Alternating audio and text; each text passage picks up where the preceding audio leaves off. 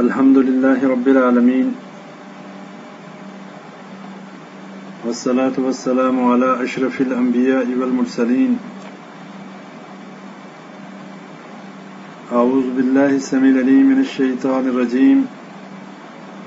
بسم الله الرحمن الرحيم. إن الدين عند الله الإسلام وما اختلف الذين أوتوا الكتاب إلا من بعد ما جاءهم العلم بغيا بينهم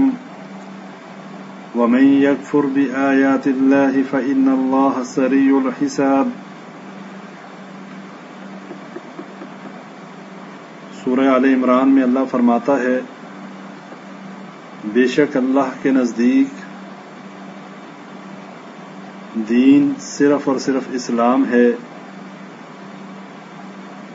اور فرمایا وَمَا اخْتَلَفَ الَّذِينَ أُوتُوا الْكِتَابَ إِلَّا مِن بَعْدِ مَا جَاءَهُمُ الْعِلْمُ بَغْيًا بَيْنَهُمْ،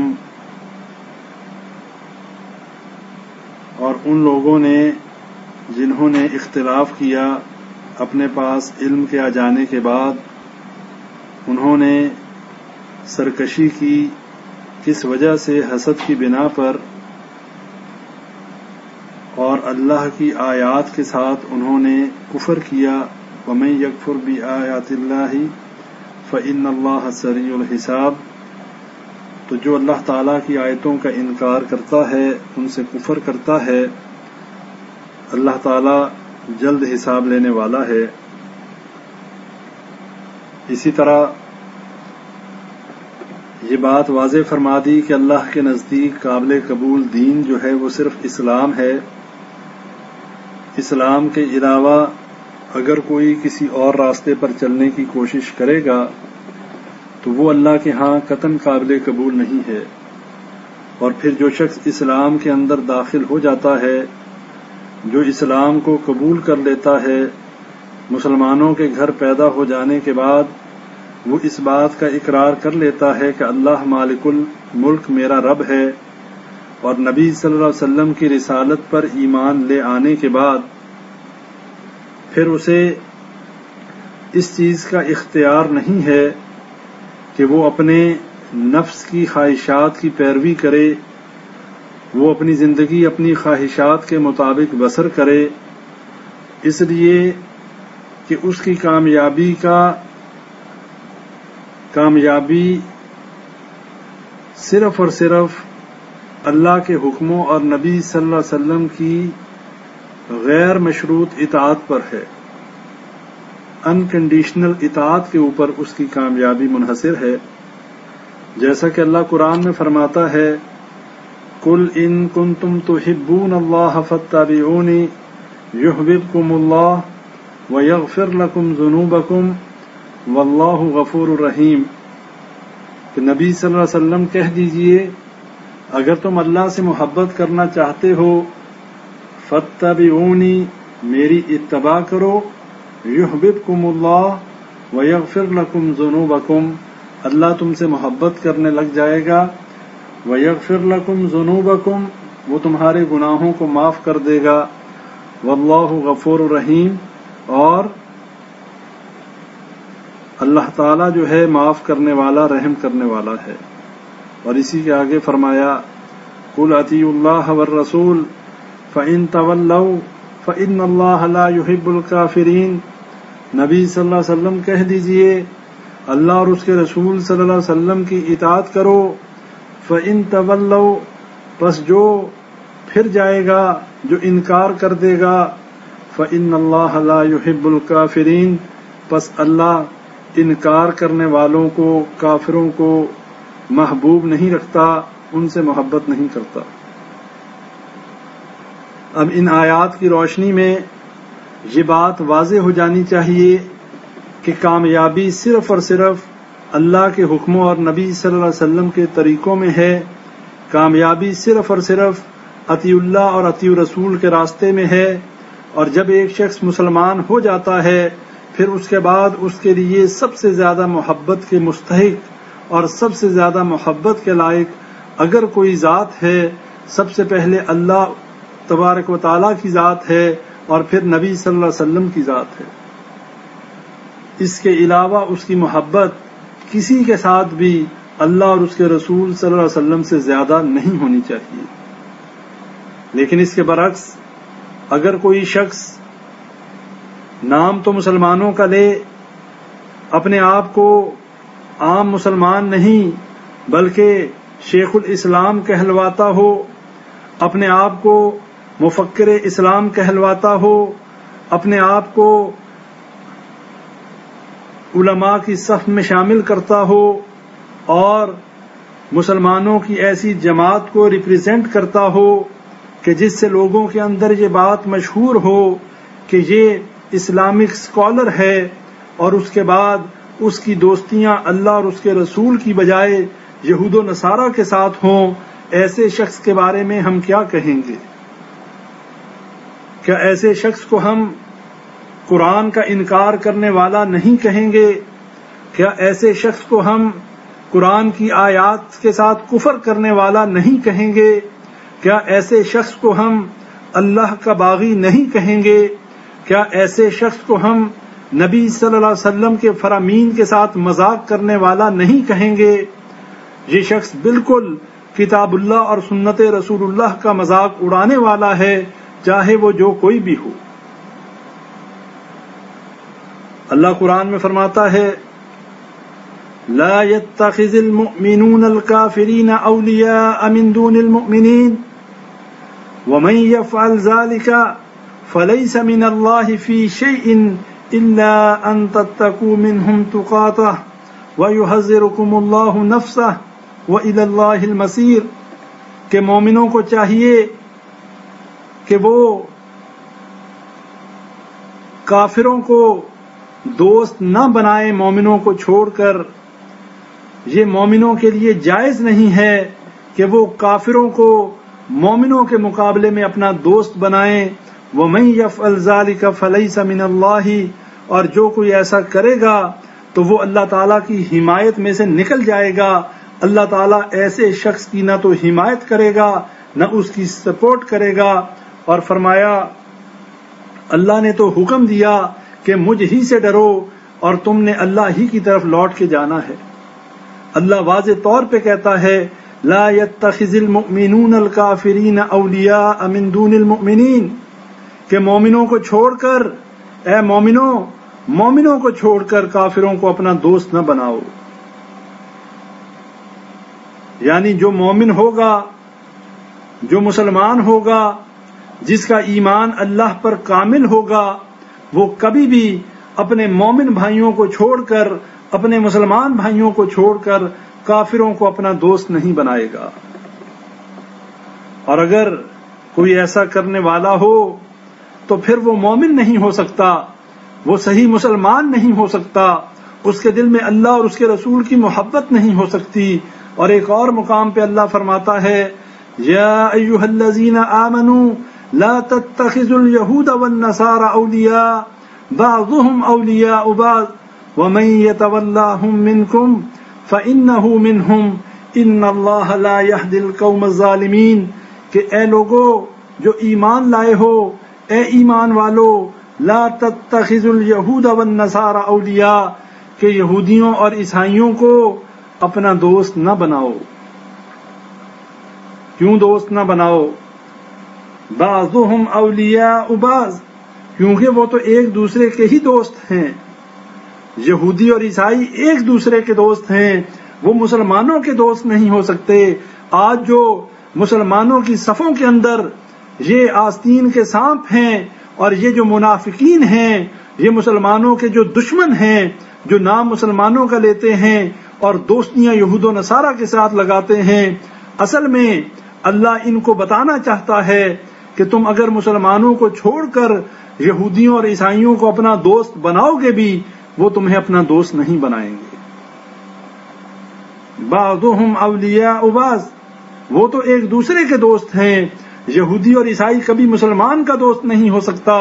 وہ آپس میں ایک دوسرے کے دوست ہیں. وَمَن يَتَوَلَّاهُم مِّنكُمْ فَإِنَّهُ مِنْهُمْ، اور جو کوئی اس کے خلاف جائے گا، جو پھر بھی ان کے ساتھ دوستیوں کی پینگیں بڑھائے گا، جو پھر بھی اس کے بعد ماڈریٹ مسلم ہونے کے نعرے لگائے گا، جو اس کے بعد لبرلزم کے نعرے لگائے گا،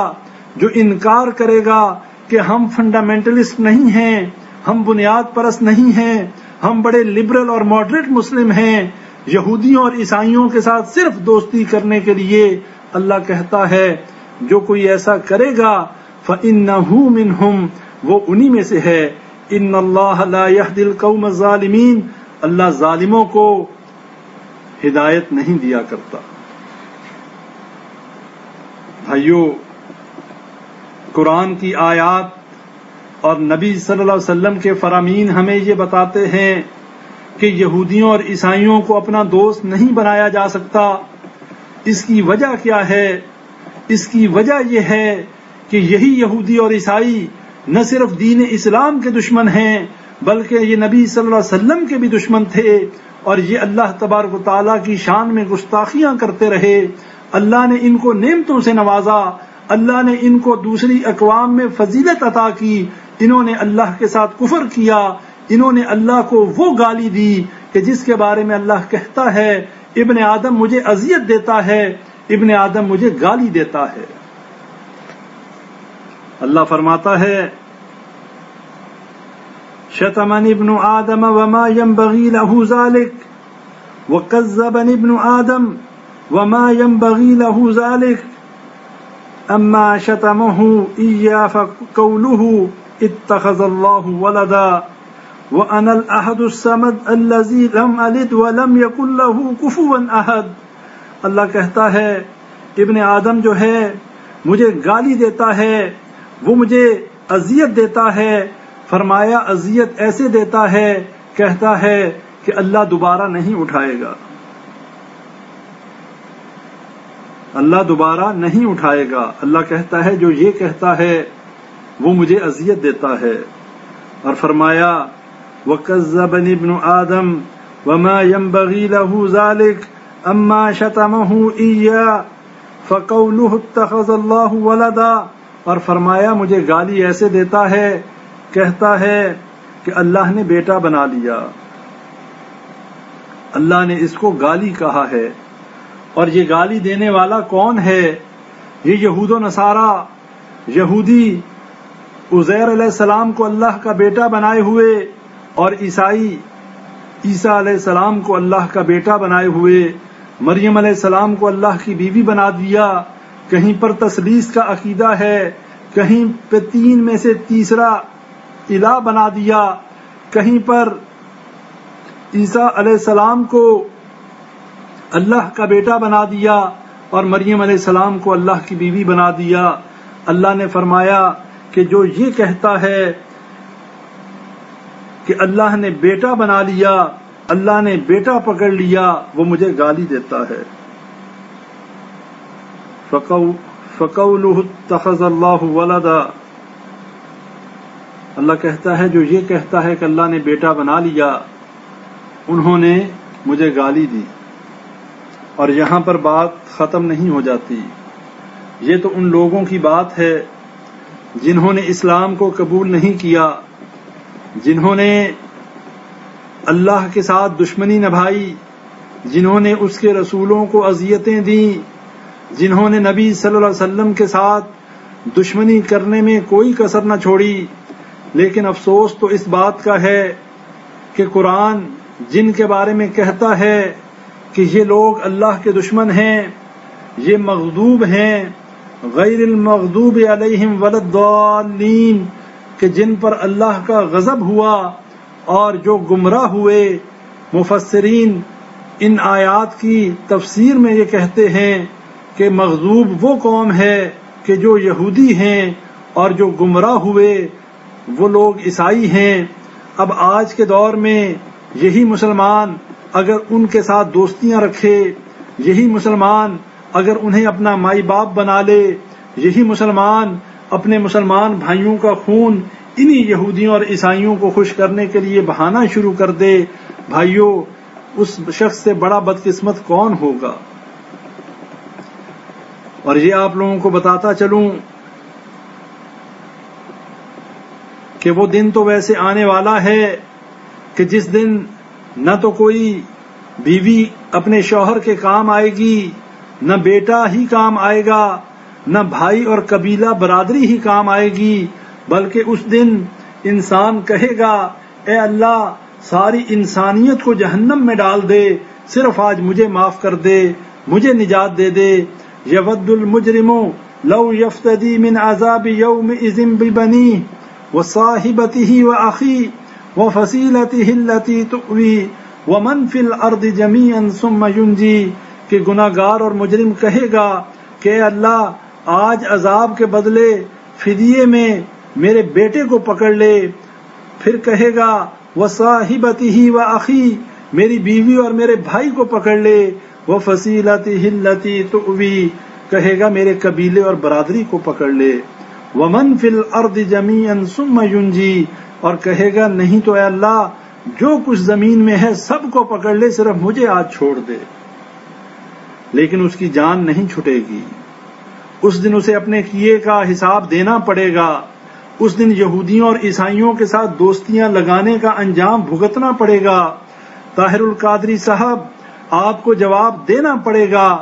آج آپ فتوے دیتے ہیں، آج آپ ان کی گود میں بیٹھ کر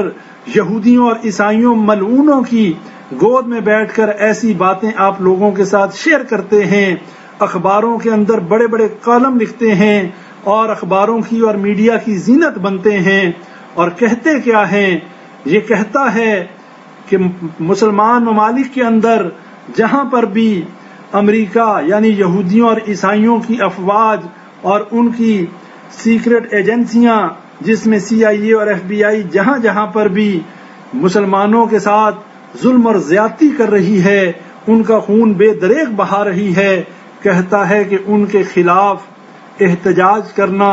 ان کے مقابلے کے لیے مسلمانوں کا کھڑا ہونا اسلام کے خلاف ہے، دین اسلام کے خلاف ہے۔ یہ ملعون شخص، یہ طاہر القادری، یہودیوں اور عیسائیوں کا ایجنٹ، یہ کہتا ہے کہ یہودیوں اور عیسائیوں کی ایجنسیوں کے خلاف، اس کی افواج کے خلاف، امریکہ کی فوجوں کے خلاف اگر کوئی مسلمان کوئی احتجاج کرتا ہے یا اس کے سامنے کھڑا ہوتا ہے تو یہ دین اسلام کے خلاف ہے۔ اور بھائیو، یہ جنگ اخبار کے اندر جو کینیڈا سے، اس لیے اس ملعون کو صرف اور صرف یہودیوں اور عیسائیوں کے ممالک ہی قبول کرتے ہیں۔ جنگ جو نیوز کی جو اخبار ہے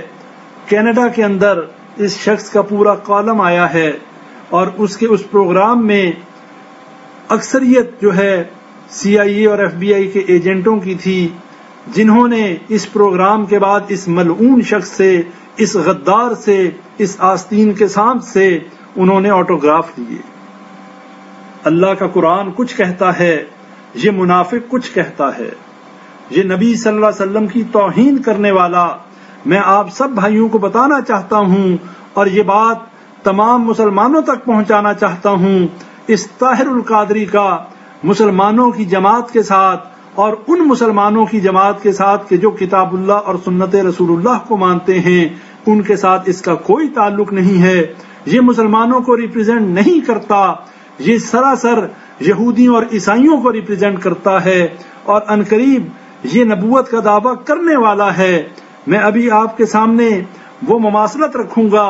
اور وہ باتیں رکھوں گا کہ جو ملعون مرزا غلام احمد قادیانی نے نبوت کا دعویٰ کرنے سے پہلے جو باتیں اس نے کی تھیں، وہی باتیں یہ قادری بھی کر چکا ہے، سوائے نبوت کے دعوے کے۔ باقی تمام باتیں ہو بہو طاہر القادری کی اور ملعون مرزا غلام احمد قادیانی کی بالکل ایک جیسی ہیں۔ یہ بات میں نے آپ بھائیوں کے سامنے پہلے رکھی تھی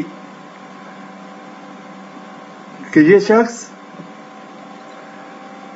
بریلویت کے لبادے میں تقیہ کرتے ہوئے مسلمانوں کو دھوکہ دینے والا ہے۔ اصل میں یہ شیعہ عقائد رکھنے والا ایک رافضی ہے اور تقیہ کر کے اپنے آپ کو بریلوی شو کرتا ہے، جبکہ یہ امامت کے عقیدے کا قائل ہے۔ شیعہ کے اندر امامت کا عقیدہ یہ ہے کہ وہ امامت کو نبوت سے نعوذ باللہ اوپر کی چیز مانتے ہیں، اور ان کے نزدیک امامت جو ہے وہ نبوت سے اعلیٰ درجے کی چیز ہے۔ اور طاہر القادری بھی جو ہے اسی امامت کا قائل ہے۔ اگر آپ دیکھنا چاہیں اس کی تمام تصنیفات کے اندر اور اس کی جتنے بھی اس کی جو خطابات ہیں اس کے اندر آپ دیکھ سکتے ہیں کہ یہ حضرت علی رضی اللہ تعالی عنہ کے ساتھ امام کا لفظ بھی لگاتا ہے، علیہ السلام کا لفظ بھی لگاتا ہے، جبکہ شیعہ کے نزدیک امامت کا عقیدہ ہے ہم انبیاء کے ساتھ علیہ السلام لگاتے ہیں اور یہ لوگ اپنے اماموں کے ساتھ علیہ السلام لگاتے ہیں، جبکہ باقی خلفائے راشدین جو ہیں جن میں حضرت ابوبکر صدیق ہیں، حضرت عمر رضی اللہ تعالیٰ عنہ ہیں، کبھی کسی نے اور خصوصاً اس رافضی نے کبھی یہ نہیں کہا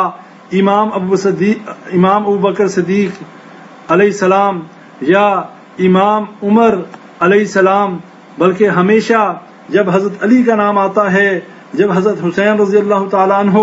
اور حضرت حسن رضی اللہ تعالیٰ عنہ کا نام آتا ہے تو امام کا اضافہ بھی ہوتا ہے، علیہ السلام بھی لگایا جاتا ہے۔ اسی طرح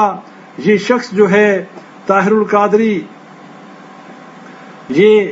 خمینی کا جو ہے بڑا ہی موتقد ہے، اس کے ساتھ بڑی ہی اس کی تعریفیں کرتا ہے اور اس کے عقائد کی عکاسی بھی کرتا ہے۔ شیعہ کی خوشنودی حاصل کرنے کے لیے خمینی کی یاد میں شیعہ حضرات کی طرف سے منعقدہ تعزیتی جلسہ سے خطاب کرتے ہوئے طاہر القادری نے کہا، امام خمینی تاریخ اسلام کے شجاع اور جری مردان حق میں سے ہیں جن کا جینا علی اور مرنا حسین کی طرح ہے۔ یہ کہنے والا طاہر القادری ہے اور کہتا ہے خمینی کی محبت کا تقاضا ہے کہ ہر بچہ خمینی بن جائے اور فرعونیت کے نقوش کو مسمار کر دے، جس کو پاش پاش کرنا امام خمینی کا پیغام ہے۔ روزنامہ نوائے وقت میں 8 جون 1989 کو اس میں یہ ثبوت موجود ہے جو طاہر القادری نے خمینی کی مدح سرائی میں یہ الفاظ کہے اور کہتا ہے استغفر اللہ کہ خمینی کا جینا حضرت علی کی طرح اور مرنا حضرت حسین کی طرح۔ اپنے آپ کو تو نبوت کے درجے سے بہت اوپر لے گیا اور خمینی کو جو ہے حضرت علی کے درجے پر لے گیا۔ اسی طرح صحابہ کرام کی شان میں گستاخیاں کرنا خمینی کے طرز پر اس شخص کا جو ہے طرہ امتیاز تھا۔ روح اللہ خمینی نے یہ بات واضح کی شوق شہادت میں کہ ایرانیوں نے جتنی قربانیاں پیش کی ہیں ان کی کوئی مثال نہیں ملتی۔ کہتا ہے کہ حتیٰ کہ نبی صلی اللہ علیہ وسلم کے لیے صحابہ نے ایسی قربانیاں پیش نہیں کی ہیں، کیونکہ کفار کے ساتھ لڑائی میں جب حضور صلی اللہ علیہ وسلم اپنے رفقا کو بلاتے تو وہ ہیلے بہانے کرتے تھے، جبکہ میری افواج اشارہ آبرو پر سب کچھ قربان کرنے کو تیار ہے۔ یہ خمینی کے بکواسات ہیں۔ اور اسی طرح حضرت ابوبکر صدیق پر تبرہ بازی، حضرت عمر رضی اللہ تعالی عنہ پر تبرہ بازی، یہ ان لوگوں کا معمول ہے کہ صحابہ کرام کی شان میں گستاخیاں کرنا۔ اب میں آپ بھائیوں کے سامنے صرف یہ بات رکھنا چاہتا ہوں کہ طاہر القادری اور مرزا غلام احمد قادیانی میں کیا مماثلت ہے۔ طاہر القادری، یہ بات آپ ذہن میں رکھ لیں کہ بعینے ہی غلام احمد قادیانی کے نقش قدم پر چل رہا ہے۔ وہ اس لیے کہ اس نے بھی پہلے یہی کلیم کیا کہ مجھ پر بشارتیں آتی ہیں، مجھ پر خواب آتے ہیں، فرشتے آتے ہیں، اور یہی باتیں آگے چل کر اس کی نبوت کے دعوے کا باعث بنی، حتیٰ کہ رسول اکرم صلی اللہ علیہ وسلم اس کے مہمان بنتے ہیں، فرشتے اس کی خدمت کے لیے نازل ہوتے ہیں، اور 2007 عید میلاد النبی کے جلسے میں خطاب کرتے ہوئے بالکل گوہر شاہی کی طرح گوہر افشانی چھوڑی کہ آسمان پر چاند کے ساتھ محمد صلی اللہ علیہ وسلم لکھا ہوا ہے۔ اب یہ باتیں طاہر القادری کا یہ جھوٹ بڑا عام ہے، لوگوں کے ساتھ کھیلنا، ان کے مال پر ڈاکہ ڈالنا، ان کے ایمان پر ڈاکہ ڈالنا، یہ کوئی بڑی بات نہیں، یہ اس کا معمول کا جو ہے روٹین ورک ہے۔ اب اگر ہم طاہر القادری کی کذب بیانی اور مرزا غلام احمد قادیانی ملعون سے اس کا تقابل کریں تو یہ حقیقت واضح ہو کر سامنے آ جائے گی کہ طاہر القادری نے بالکل اسی طرح کی چال چلی جس طرح کی چال مرزا غلام احمد قادیانی نے چلی تھی۔ اس نے بھی پہلے ہی یکدم نبوت کا دعویٰ نہیں کیا تھا، بلکہ پہلے تو اس نے بشارتوں کے آنے کا دعویٰ کیا، اس نے یہ دعویٰ کیا کہ اس پر الہام ہوتا ہے، پھر وحی کے نزول کا دعویٰ کیا۔ اس طرح یہ کذاب نبوت کا مدعی بن بیٹھا۔ بعین ہی طاہر القادری کا معاملہ ہے، موصوف نے حسب ترتیب اور یکے بعد دیگرے آپ اگر دیکھیں تو اس نے کئی ارتقائی منزلیں طے کی اور بہت سے جھوٹے دعوے کیے، لیکن ان سب دعووں کے باوجود ابھی نبوت کا دعویٰ باقی ہے۔ اور سب سے پہلا دعویٰ کیا تھا؟ طاہر القادری کا سب سے پہلا جھوٹا دعویٰ کہ اس کی پیدائش سے بھی قبل نبی صلی اللہ علیہ وسلم نے طاہر القادری کا نام رکھ کر گویا بیٹے کی خوشخبری بھی باپ کو سنا دی۔ طاہر القادری کہتا ہے کہ اس کی پیدائش سے پہلے ہی نبی صلی اللہ علیہ وسلم نے اس کا نام طاہر القادری رکھا اور میرے باپ کو خوشخبری سنا دی کہ تمہیں بیٹے کی خوشخبری ہے۔ پھر دوسرا دجل دیکھیں اس کذاب کا، عمرہ ادا کرنے گئے، وہاں میاں نواز شریف اور اختر رسول صاحبان جیسے ملکی سطح بلکہ بین الاقوامی شہرت کے مالک حضرات کے کندھوں پر سوار ہو کر غار ہرا تک پہنچا اور پھر واپسی پر ایک نیا شوشہ چھوڑا اور وطن واپسی پر اس واقعے کی خوب تشہیر کی تاکہ لوگوں کے ذہن میں یہ بات بیٹھ جائے کہ طاہر القادری کوئی معمولی شخصیت نہیں۔ اس کے بعد منہاج القرآن سے متعلق حضور صلی اللہ علیہ وسلم کی ذات اقدس کی طرف اس بشارت کو منسوب کیا، جھوٹ منسوب کیا کہ آپ صلی اللہ علیہ وسلم کو کہ نبی صلی اللہ علیہ وسلم نے طاہر القادری کو منہاج القرآن کے نام سے ادارہ بنانے کا حکم فرمایا، اور اس طرح لوگوں کے ذہن میں یہ بات راسخ کرنے کی کوشش کی کہ گویا جو بات بھی وہ کر رہا ہے وہ اپنی طرف سے نہیں ہے بلکہ اسے نبی صلی اللہ علیہ وسلم کی طرف سے ہدایات ملتی ہیں، اور نبی صلی اللہ علیہ وسلم کی ہدایات کے اوپر وہ تمام کام کر رہا ہے، اس لیے کہ اس کی یہ پلاننگ تھی جب تک وہ نبی صلی اللہ علیہ وسلم کی ذات مبارکہ پر جھوٹ نہیں باندھے گا، جب تک لوگوں کی محبت نبی کے لیے جو محبت ہے اور جب تک انہیں ایموشنلی بلیک میل نہیں کرے گا، طاہر القادری کی نہ تو جیب بھر سکتی ہے نہ ہی وہ جھوٹی شہرت حاصل کر سکتا ہے۔ اس کے بعد یہ بات بھی کسی سے چھپی ہوئی نہیں کہ غار ہرا میں فرشتے کے نزول کا دعویٰ بھی کر دیا۔ اگر عوام شور نہ مچاتے،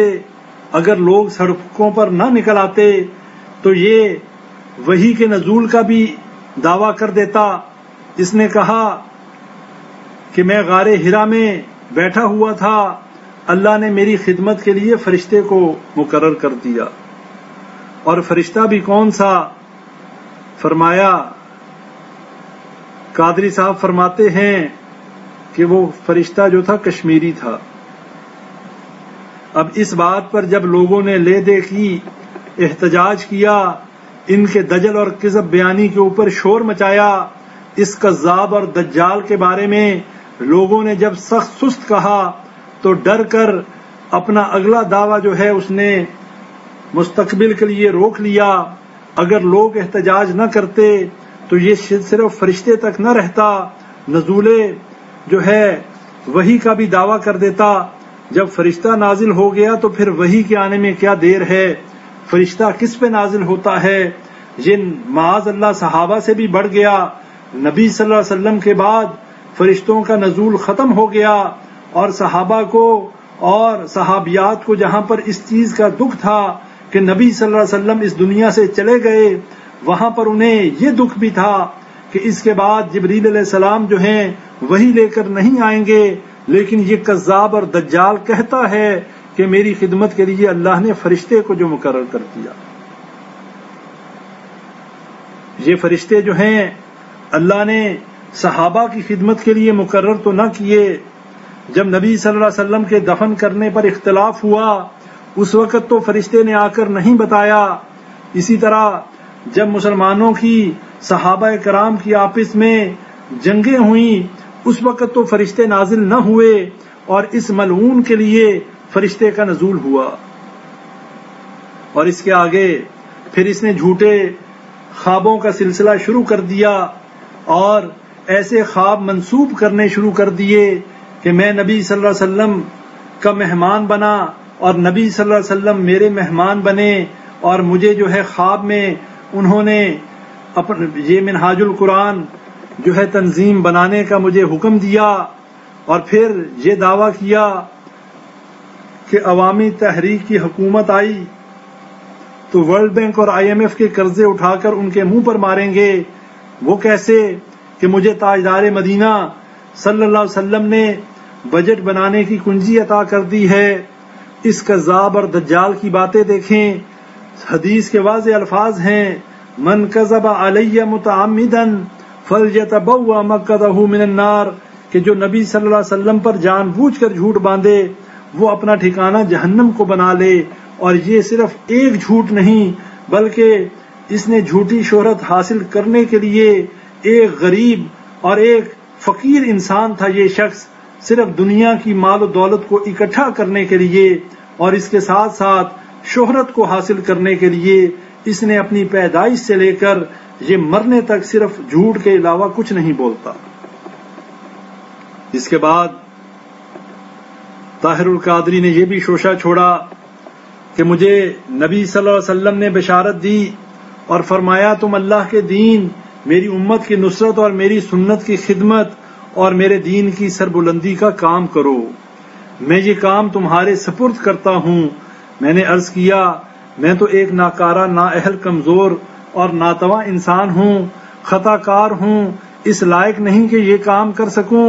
رسول اللہ صلی اللہ علیہ وسلم نے فرمایا تم شروع کرو، اللہ تمہیں توفیق دے گا اور وسائل دے گا۔ میں وعدہ کرتا ہوں منہاج القرآن بناؤ، میں تمہارے منہاج القرآن میں خود آؤں گا۔ یہ دجال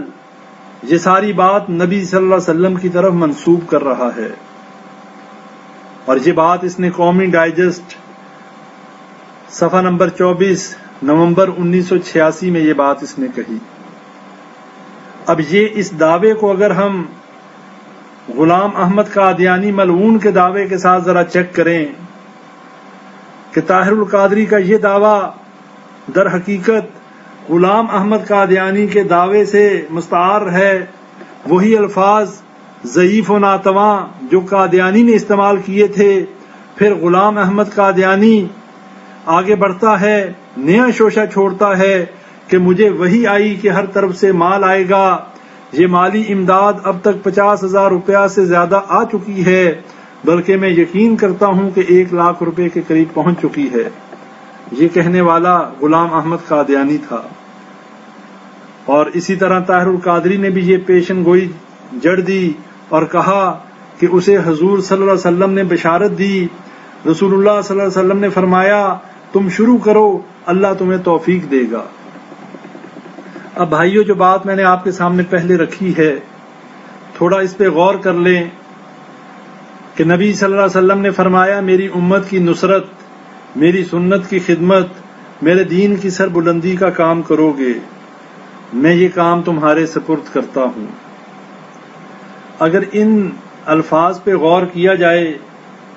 تو یہ بات بڑی واضح ہو جاتی ہے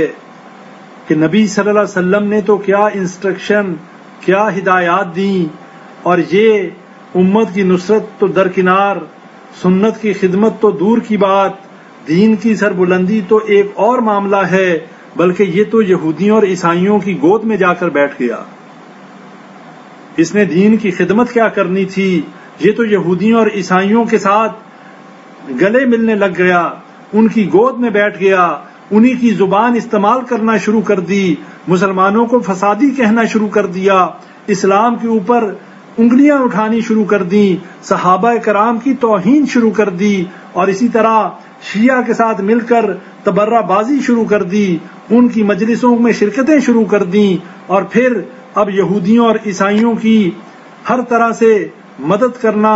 ان کی نصرت کرنا، اور ان کے لیے اپنے مدرسوں کے دروازے کھول دینا، ان کے مذہبی تہوار منانا اور کرسمس ڈے منانا، اور اسی طرح یہ سارے وہ یہودیوں اور عیسائیوں والے کام کرنا، یہ کون سی اسلام کی خدمت ہے؟ نبی صلی اللہ علیہ وسلم تو خالف الیہود والنصارى کا حکم دے رہے ہیں کہ یہودیوں اور عیسائیوں کی مخالفت کرو،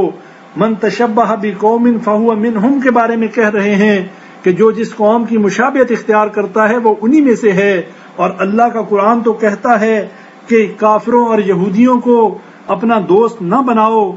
یا ایھا الذین آمنوا لا تتخذوا الیہود والنصارى اولیاء، اللہ کہتا ہے یہودیوں اور عیسائیوں کو اپنا دوست نہ بناؤ، اور یہ نبی صلی اللہ علیہ وسلم کی ہدایات کو پس پش چھوڑ کر ان کو پیٹھ دکھا کر یہودیوں اور عیسائیوں کے ساتھ وفاداری نبھاتا ہے، انہیں اپنا دوست بناتا ہے، ان کی گڈ بکس میں آنے کے لیے، وہاں کی نیشنلٹیاں حاصل کرنے کے لیے، دنیا کی جھوٹی شہرت حاصل کرنے کے لیے، ڈالر اور پاؤنڈ حاصل کرنے کے لیے، دنیا کا مال حاصل کرنے کے لیے ان کے گیت گاتا ہے، اور کہتا ہے جو ان کی مخالفت کرے گا وہ اسلام کے خلاف کام کرے گا۔ سوچنے کی بات ہے بھائیو، آج کے دور میں طاہر القادری جیسا اتنا بڑا فتنہ موجود ہے، اگر اسے اللہ نے کچھ مہلت اور دے دی، یقین کر لیں بھائیو یہ نبوت کا دعویٰ کرنے والا ہے، اس نے نبوت کا دعویٰ کر دینا ہے۔ مرزا غلام احمد قادیانی کے دعوے کیا تھے؟ کشتی نوح میں کبھی کہتا ہے میں مریم ہوں، کبھی کہتا ہے میں ابن مریم ہوں، کبھی کہتا ہے میں ہی عیسیٰ ابن مریم ہوں جو آنے والا تھا، کہتا ہے یہی حق ہے، میں ہی مسیح موعود ہوں، اور خدا نے میرا نام محمد رکھا۔ پھر اسی طرح کہتا ہے، کبھی کہتا ہے میں آدم ہوں، کبھی موسیٰ، کبھی یعقوب اور کبھی ابراہیم، اور پھر کہتا ہے میری نسلیں بے شمار ہے۔ یہ کشتی نوح میں جو کہ قادیانیوں کی کتاب ہے، اس کے اندر مرزا قادیانی اپنے بارے میں کہتا ہے۔ اب طاہر القادری کیا کہتا ہے؟ یہ بات آپ بھائیوں کے لیے نئی ہوگی کہ طاہر القادری نے اپنے منہاج القرآن ادارے کے اندر اس نے ایک شعبہ بنایا ہے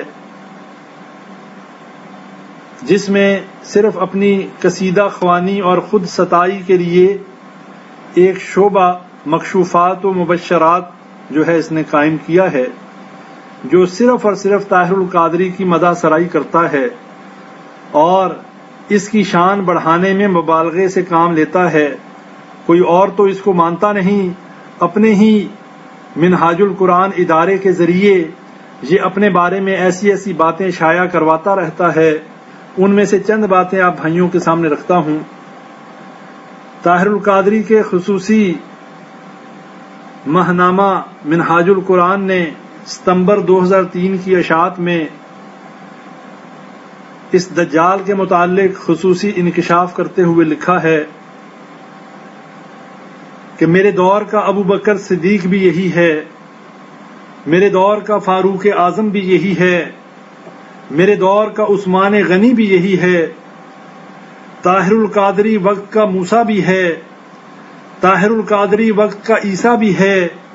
جو مردہ دلوں میں روح پھونکتا ہے، وہ وقت کا داؤد بھی ہے جو نہ تو توحید سے کافروں کو للکارتا ہے۔ اور آگے کہتا ہے رب کی طرف سے اس کے دل پر القاء ہوتا ہے اور انقلابی ہوتا ہے۔ پہلے 200 سال سے اس طرح قرآن کسی نے نہیں سکھایا، یہاں قرآن کو پڑھا نہیں جاتا بلکہ قرآن یہاں بولتا ہے۔ اس کے بعد آخری بات کیا کہی قائد طاہر القادری کے دل پر فرشتے نازل ہوتے ہیں اور فرشتوں کے ذریعے اللہ الہام کرتا ہے۔ ماہنامہ منہاج القرآن لاہور ستمبر 2003 سپٹمبر 2003 میں طاہر القادری کی شان بیان ہو رہی ہے۔ یہ وقت کا جو ہے ابو بکر صدیق بھی ہے نعوذ باللہ، یہ فاروق اعظم بھی ہے نعوذ باللہ، عثمان غنی بھی ہے نعوذ باللہ، یہ وقت کا موسیٰ بھی ہے۔ اور ایک بات اور دیکھیں کہ وہ وقت کا داؤد بھی ہے جو نہ تو توحید سے کافروں کو للکارتا ہے۔ جس شخص کا نسب العین شرک اور بدعت کو پھیلانا ہے، جو شخص پیدا ہی شرک اور بدعت کو پھیلانے کے لیے ہوا، جس کی ساری زندگی صرف اور صرف جس نے شرک پھیلایا اور شرک بھی شرک اکبر پھیلایا، جس نے لوگوں کو اس بات پر لگایا کہ مجھے سجدہ کرو، جس نے انا ربکم الاعلی کے دعوے کو بھی پیچھے چھوڑ دیا، جیسے کہ فرعون نے کہا تھا انا ربکم الاعلی، اور اللہ نے اس کو پکڑ لیا، اور یہ شخص جو ہے ان دعووں کو بھی پیچھے چھوڑ گیا۔ اس کی ویڈیوز اٹھا کر دیکھیں، یوٹیوب کے اوپر بھری پڑی ہیں، جہاں پر یہ شخص جو ہے اپنے آپ کو سجدے کروا رہا ہے۔ نبی صلی اللہ علیہ وسلم ساز کے آلات کو توڑنے کے لیے آئے اور یہ ساز کے آلات کو بجانے کے لیے بلکہ ان محفلوں کے اندر رقص کرنے کے لیے آیا۔ اور اتنی بڑی گستاخی کہ وہ لوگ جو کہ عشرہ مبشرہ تھے، جن کے ایمان کی گواہیاں قرآن نے دیں، خلفائے راشدین کے ایمان کے بارے میں قرآن گواہیاں دیتا ہے، نبی صلی اللہ علیہ وسلم کا فرمان انہیں جنتی ہونے کی بشارتیں ان کی زندگیوں میں دیتا ہے، اور اس کے ادارے کے جہلا جو ہیں، جو اس کو پوجتے ہیں، جو اس کی عبادت کرتے ہیں، اتخذوا احبارہم ورہبانہم اربابا من دون اللہ، کہ جنہوں نے اپنے مولویوں اور اپنے درویشوں کو اپنا الہ بنا لیا، اپنا رب بنا لیا، وہی اس کے ادارے والے اس کے بارے میں کتنی کذب بیانی سے کام لے رہے ہیں اور کتنی مبالغہ آرائی کر رہے ہیں اور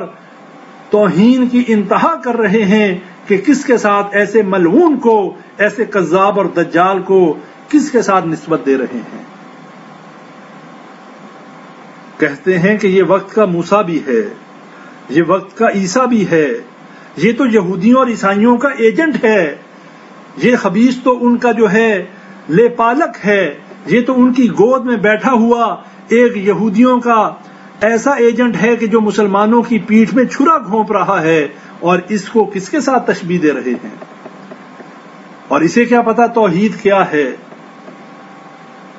جو توحید کا معنی نہیں جانتا، جو قبروں کو سجدے کرنے کا رسیہ ہے، جو قبروں اور مزارات کو پوجنے والا، جو وہاں پر نظر و نیاز دینے والا، اور جو لوگوں کو اس کام پر لگانے والا، وہ کیا جانے توحید کیا ہے؟ اور پھر رب کی طرف سے اس کے دل پر القاء ہوتا ہے۔ طاہر القادری کے دل پر، قائد طاہر القادری کے دل پر فرشتے نازل ہوتے ہیں اور فرشتوں کے ذریعے اللہ الہام کرتا ہے۔ اصل بات یہ ہے، اللہ تعالیٰ نے آگ سے ایک ابلیس بنایا اور اس نے ہزاروں خاکی ابلیس بنا ڈالے۔ بنایا ایک ہی ابلیس آگ سے تو نے، بنائے خاک سے اس نے 200,000 ابلیس۔ اور اسی طرح ان عقائد و نظریات کی بنا پر یہ شخص تو ابلیس سے بھی بہت آگے نکل گیا۔ اب یہ بھی کہنا پڑے گا کہ قادری صاحب چونکہ کسی زمانے میں وکیل بھی گزرے ہیں، اگرچہ ناکام وکیل ہی صحیح،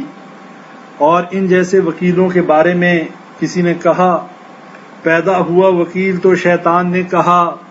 لو آج میں بھی صاحب اولاد ہو گیا، اور شیطان اس کو دیکھ کے کہتا تھا رشک سے بازی یہ مجھ سے لے گیا تقدیر دیکھیے۔ یہ بات صحیح ہے کہ طاہر القادری شیطان سے بازی لے گیا۔ اللہ نے شیطان کو، ابلیس کو آگ سے پیدا کیا، لیکن ابلیس نے آگے اپنے کئی ایجنٹ بنا لیے، آگے ابلیس نے اپنی ذریت جو ہے انسانوں اور جنوں کے اندر پیدا کر لی، اور یہ بھی اس کی ذریت میں سے ایک اس کا پالتو بچہ ہے۔ اپنی بات کو سمیٹتے ہوئے آخر میں صرف یہ باتیں میری غور سے سنیے گا، صرف میں آپ کے سامنے طاہر القادری اور ملعون مرزا غلام احمد قادیانی کے حالات زندگی میں مماثلت آپ کو بتانا چاہتا ہوں۔ نمبر 1، براہین احمدیہ کے مطابق غلام احمد قادیانی کا بچپن میں نام دسوندی تھا، بڑے ہو کر نام بدلنا پڑا دسوندی، اور طاہر القادری کا پیدائشی نام اسحاق تھا، بڑے ہو کر اپنا نام بدل کر طاہر القادری رکھا۔ نمبر 2، ڈپٹی کمشنر سیالکوٹ کے دفتر میں 10-15 روپے ماہوار پر ملازمت کی اور پھر مرزا امین کے خلاف مقدمہ بازی کے سلسلہ میں 8 سال تک عدالتوں سے وابستہ رہا۔ یہ غلام احمد قادیانی کے حوالے سے میں نے آپ کو بتایا۔ طاہر القادری صاحب کا بھی یہی عدالتوں سے گہرا تعلق ہے۔ موصوف بھی شروع میں بطور وکیل عدالتوں سے وابستہ رہے۔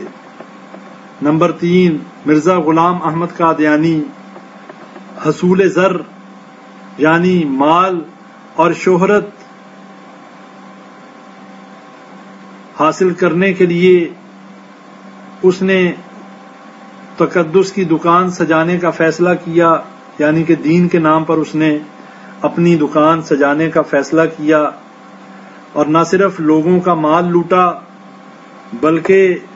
متاع عزیز یعنی ایمان کا بھی لٹیرا بن گیا۔ طاہر القادری نے بھی محض حصول زر، مال و دولت، عزت و شہرت کے حصول کی خاطر تقدس کی دکانداری سجانے کا فیصلہ کیا، اور دین کے نام پر نہ صرف لوگوں کا مال لوٹ رہا ہے بلکہ اپنے عقائد بد کے سبب لوگوں کا ایمان بھی لوٹ رہا ہے۔ یہ آپ لوگوں کے سامنے ہے، کہیں پر نبی صلی اللہ علیہ وسلم کو عالم الغیب کہہ کر، کہیں پر یہودیوں اور عیسائیوں کے ساتھ جو ہے عہد و پیمان کر کے، کہیں پر امت کے اندر شرک اور بدعت کو رواج دے کر، کہیں پر احادیث کے اندر تحریف کر کے، قرآنی آیات کی معنوی اور لفظی تحریف کر کے اس کے مفہوم کو بدلنے کی ناکام کوششیں کرتا رہا ہے۔ ایک مثال کے طور پر نبی صلی اللہ علیہ وسلم جنت البقیع میں جایا کرتے تھے۔ میں سن رہا تھا ایک دن کہتا ہے کہ نبی صلی اللہ علیہ وسلم بھی اپنے دور میں مزارات پر جایا کرتے تھے۔ اس سے کوئی پوچھے نبی صلی اللہ علیہ وسلم تو آئے ہی مزارات کو گرانے کے لیے تھے اور فتح مکہ کے اوپر عملی نمونہ کر کے دکھایا، بیت اللہ کو پاک کیا 360 بتوں سے، اور ہر بت کو گراتے جاتے اور کہتے جاتے جاء الحق وزہق الباطل ان الباطل کان زہوقا، حق آ گیا اور باطل مٹ گیا۔ بے شک باطل جو ہے مٹنے کے لیے ہے، اور حضرت علی رضی اللہ تعالیٰ عنہ کو بھی یہی ڈیوٹی دے کر بھیجا کہ کوئی اونچی قبر دیکھو، کوئی مورتی دیکھو، اسے مٹا دو، قبر کو زمین کے برابر کر دو۔ نبی صلی اللہ علیہ وسلم کی سنت ہے قبروں کی زیارت کرنا، لیکن کس لیے؟ 2 مقاصد کے لیے، ایک یہ کہ تمہیں اپنی آخرت یاد آئے، دوسرا صاحب قبر کے حق میں دعا کرنے کے لیے۔ اور کہتا ہے مزارات کے اوپر جانا، مزارات کی اس کی پوجا پاٹ تبھی صحیح بنتی ہے جب اس نے یہ لفظ نعوذ باللہ نبی صلی اللہ علیہ وسلم کے ساتھ بھی لگا دیے کہ نبی صلی اللہ علیہ وسلم بھی جنت البقیع میں اور مزارات پہ جو ہے وہ زیارت کے لیے جایا کرتے تھے۔ کتنا بڑا دجال ہے جس نبی کا کلمہ پڑھنے کا دعویٰ کرتا ہے، نعوذ باللہ معاذ اللہ اسی نبی کی توہین کرنا، اسی نبی صلی اللہ علیہ وسلم کے اوپر بہتان باندھ رہا ہے، یہ توہین رسالت کا مرتکب ہے۔ اس کے بعد مرزا غلام احمد قادیانی نے اپنے مقاصد کے حصول کے لیے 3 باتوں کی ضرورت محسوس کی۔ سب سے پہلے جان کی حفاظت، دوسرے نمبر پر مال و دولت، اور تیسرے نمبر پر شعبدہ بازی یا کرامات اور شہرت کے حصول کے لیے مرزا نے جو کچھ کہا یا کیا اس سے سب واقف ہیں۔ طاہر القادری نے بھی اپنے مقاصد کے حصول کے لیے اپنے آپ کو ایک مقام پر پہنچانے کے لیے انہی 3 باتوں کی ضرورت محسوس کی۔ سب سے پہلے جان کی حفاظت، دوسرے نمبر پر مال و دولت، اور تیسرے نمبر پر کرامات صالحہ یا رؤیا صادقہ، یعنی ایسے جھوٹے خواب بیان کر کے لوگوں کو اٹریکٹ کرنے کی ناکام کوشش کی۔ اور جان کی حفاظت کے لیے تو قادری صاحب بلٹ پروف جیکٹ استعمال کرتے ہیں، روپے کے حصول کے لیے کرامات صالحہ یا رؤیا صادقہ، جو کہ حقیقت میں سب فراڈ ہے، اس کے ذریعے عوام کا روپیہ اور ایمان لوٹتے ہیں۔ اور بھائیوں مزے کی بات، بلٹ پروف جیکٹ بھی استعمال کرتے ہیں یہ دجال صاحب۔ آپ نے ان کو اگر خطاب کرتے ہوئے دیکھا ہو تو ان کے آگے بلٹ پروف سکرین بھی موجود ہوتی ہے، ایک شیلڈ بھی موجود ہوتی ہے۔ پھر اس کے علاوہ یہودیوں اور عیسائیوں کی تمام اسلام دشمن تنظیمیں ان کی سیکیورٹی کے لیے بھی موجود ہوتی ہیں۔ اور دوسری طرف یہ دجال کہتا ہے کہ اللہ نے میری عمر 63 سال لکھی تھی، نبی صلی اللہ علیہ وسلم نے بڑھا کر 66 کر دی۔ میں نے نبی صلی اللہ علیہ وسلم سے گزارش کی کہ اللہ کے نبی صلی اللہ علیہ وسلم میری عمر 63 سال ہی رہنے دیں،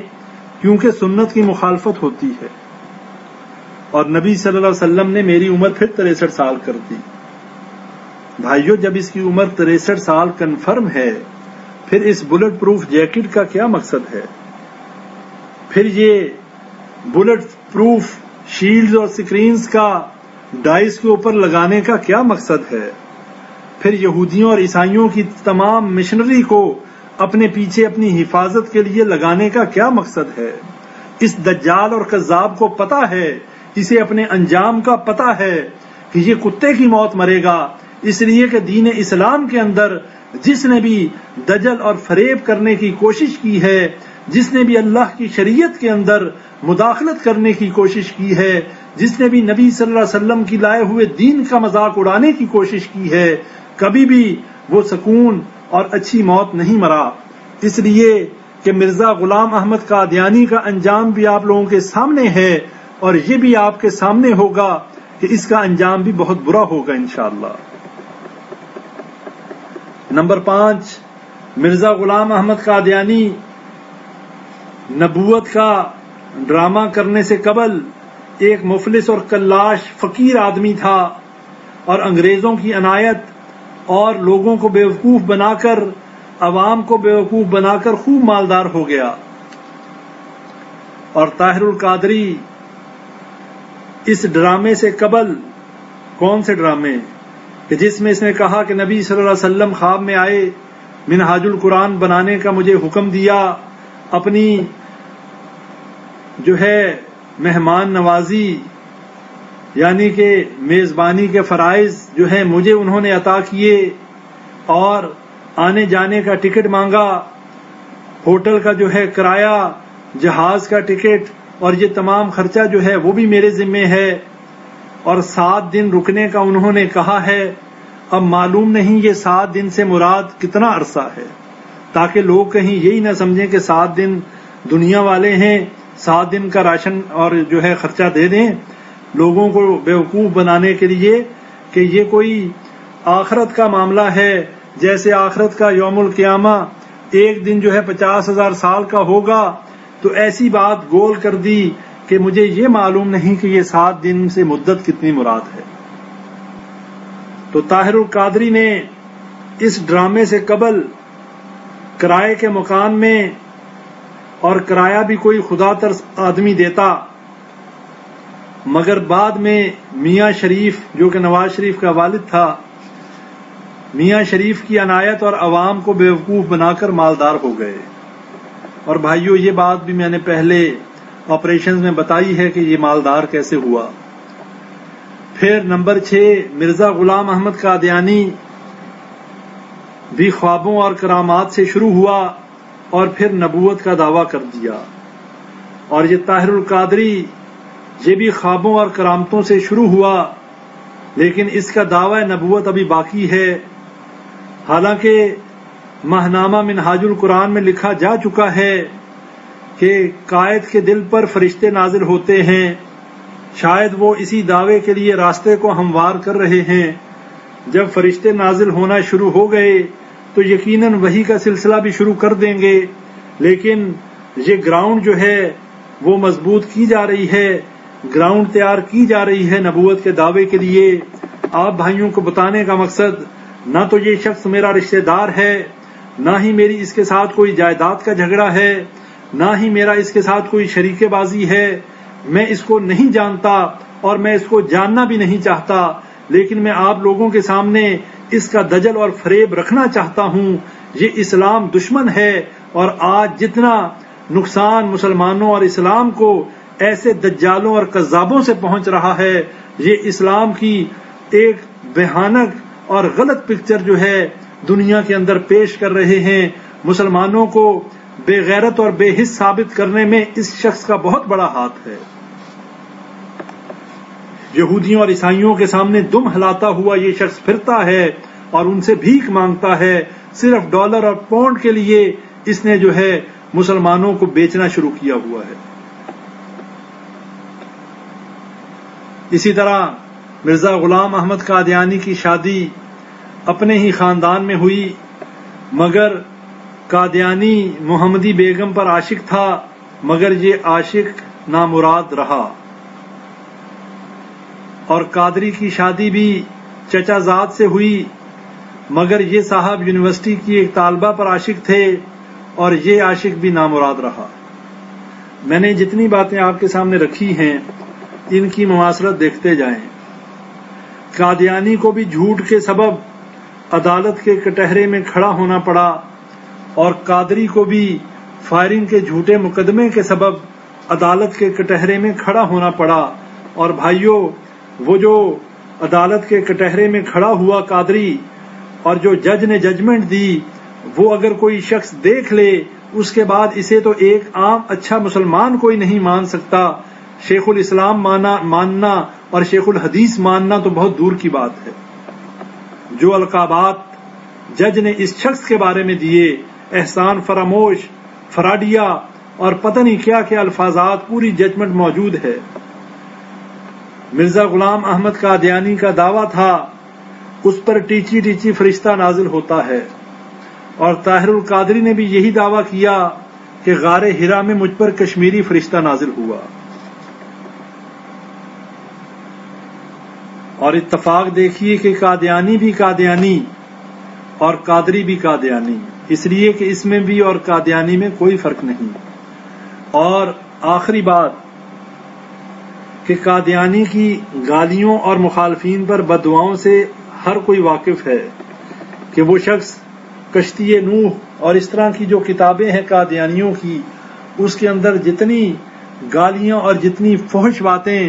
مرزا غلام احمد قادیانی نے لکھی ہوئی ہیں، قادری صاحب بھی اس سے کم نہیں، بلکہ کہتا ہے مجھ پر قاتلانہ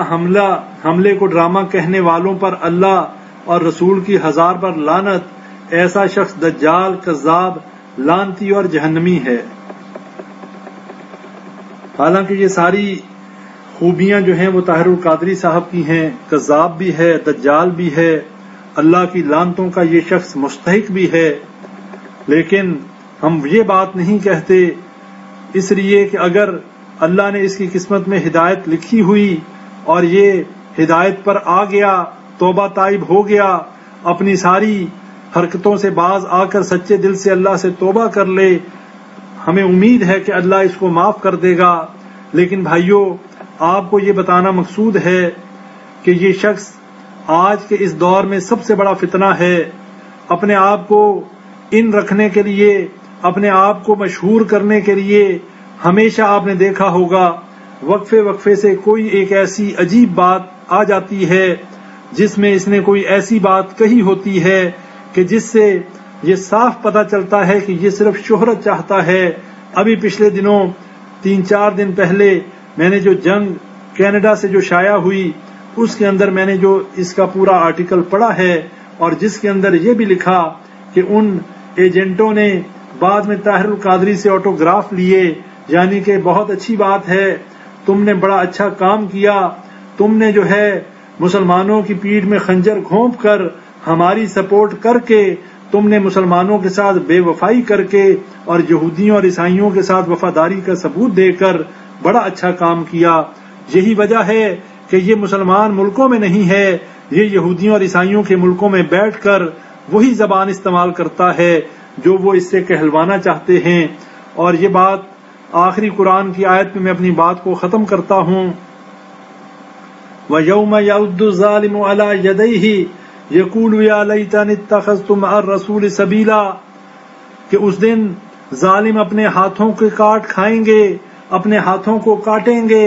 یقول یا لیتنی اتخذت مع الرسول سبیلا، اور کہیں گے اے کاش ہم نے نبی کے راستے کو چنا ہوتا، ہم نبی کے راستے پر چلے ہوتے، یا ویلتا لیتنی لم اتخذ فلانا خلیلا، اے کاش ہائے افسوس ہم نے فلاں کو اپنا دوست نہ بنایا ہوتا، لقد اضلنی عن الذکر بعد اذ جاءنی وکان الشیطان للانسان خذولا، کہ ہدایت کے آ جانے کے بعد ہمیں جو ہے اس نے گمراہ کر دیا، وکان الشیطان للانسان خذولا، اور شیطان تو انسان کو وقت پر دغا دینے والا ہے۔ بھائیو، سورہ فرقان کی یہ آیات ہیں، میں ان لوگوں کو بھی مخاطب کرتا ہوں جو اس شخص کو پوجتے ہیں، جو اس کی تکریم کے اندر اندھے ہوئے ہیں اور جو اسے اپنا پیر و مرشد مانتے ہیں۔ بھائیو، اگر آپ نے اپنی روش کو نہ بدلا، اگر آپ نے اپنی آنکھوں کو نہ کھولا، اگر آپ نے اپنے مال اور اپنے ایمان کو بچانے کی کوشش نہ کی، کل قیامت کے دن یہی الفاظ آپ کو کہنے پڑیں گے۔ آپ اس وقت اپنے ہاتھوں کو کاٹ کاٹ کر کھائیں گے اور کہیں گے اے کاش ہم نے نبی صلی اللہ علیہ وسلم کے رستے کو اپنایا ہوتا، اے کاش ہم نے اس قادری کو اپنا دوست نہ بنایا ہوتا جس نے قرآن اور صحیح احادیث کے آ جانے کے بعد، راہ ہدایت کے پتہ چل جانے کے بعد ہمیں گمراہ کر دیا۔ اور بات پھر وہی ہے کہ شیطان تو انسان کو وقت پر دغا دینے والا ہے، شیطان کا تو کام ہی یہی ہے کہ انسانوں کو گمراہ کر دے، جیسے کہ اس نے طاہر القادری کو مال اور شہرت کے نشے میں باولا کر دیا اور وہ اپنے ایمان کو بھی داؤ پر لگا چکا ہے۔ بھائیو، یہ بات ایک قاعدہ کلیہ یاد رکھیے، جو شخص اپنے ساتھ سنسیئر نہیں ہے وہ کسی کے ساتھ سنسیئر نہیں ہو سکتا، اور طاہر القادری وہ شخص ہے کہ جو اپنی ذات کے ساتھ سنسیئر نہیں ہے، جس نے اپنی آخرت کو داؤ پہ لگا دیا صرف دنیا کے مال و دولت اور جھوٹی شہرت کے لیے۔ بھائیو، جو شخص اپنے ساتھ سنسیئر نہیں وہ آپ کے ساتھ کیسے سنسیئر ہو سکتا ہے؟ اپنے مال کو بچائیے، اپنے ایمان کو بچائیے اور اس بہروپیوں کو پہچانیے اور اس سے اپنی جان بچا لیجئے، اپنے ایمان کو بچا لیجئے۔ اللہ سے دعا ہے اللہ تعالیٰ کہنے والے کو بھی اور سننے والوں کو بھی عمل کی توفیق عطا فرمائے۔ اللہ تعالیٰ ہمیں کتاب اللہ اور سنت رسول اللہ پر عمل کرنے کی توفیق عطا فرمائے۔ جب تک زندہ رہیں ایمان کی حالت اور اسلام پر زندہ رہیں، اور جب ہمیں موت آئے مرتے وقت اللہ تعالیٰ ہمیں کلمہ نصیب فرمائے۔ اللہ تعالیٰ تمام مسلمانوں کو ایسے تمام فتنوں سے محفوظ فرمائے۔ اللہ سے ہم دعا کرتے ہیں کہ اے اللہ اگر اس شخص کی قسمت میں ہدایت ہے، اے اللہ اس کو ہدایت دے دے، اور اگر اس کی قسمت میں ہدایت نہیں ہے، اے اللہ اس فتنے کا سامنا کرنے کے لیے ہمیں ہمت عطا کر اور اس فتنے سے مسلمانوں کو نجات دلا دے۔ اور اے اللہ ہم تیرے سے دعا کرتے ہیں کہ ہم کمزور ہیں، ایسے تمام فتنے جو آج امت مسلمہ کے اندر مسلمانوں کے اندر انتشار اور فرقہ واریت کا باعث بن رہے ہیں، اے اللہ ہمیں ان کا مقابلہ کرنے کے لیے ہمت عطا کر۔ اے اللہ جتنے بیمار ہیں، ہمارے بھائی اور بہنیں جو بیمار ہیں، خاص کر ہماری پاک سسٹر جو ہیں، اللہ تعالیٰ ان کو شفائے کاملہ عاجلہ نصیب فرما اور ان کی بیماری کو جو ہے ہمیشہ ہمیشہ کی تندرستی میں بدل دے اور ان کی بیماری کو گناہوں کا کفارہ بنا دے۔ جتنے بھی بیمار ہیں اے اللہ سب کو شفائے کاملہ عاجلہ نصیب فرما، جو فوت ہو چکے ایمان کی حالت میں اللہ سب کو جنت الفردوس میں جگہ عطا فرما، اور ہماری اولادوں کو نیک بنا، دین کا داعی بنا، اپنے دین اس توحید کو پھیلانے کے لیے اور نبی صلی اللہ علیہ وسلم کے فرامین کو پھیلانے کے لیے، انہیں اپنے دین کو پھیلانے کے لیے منتخب کر لے۔ اے اللہ انہیں اپنے دین کا داعی بنا دے، انہیں نیک بنا دے اور انہیں ہمارے لیے صدقہ جاریہ بنا دے۔ ربنا تقبل منا انك انت السميع العليم وتب علينا انك انت التواب الرحيم۔ سبحان ربك رب العزة عما يصفون وسلام على المرسلين والحمد لله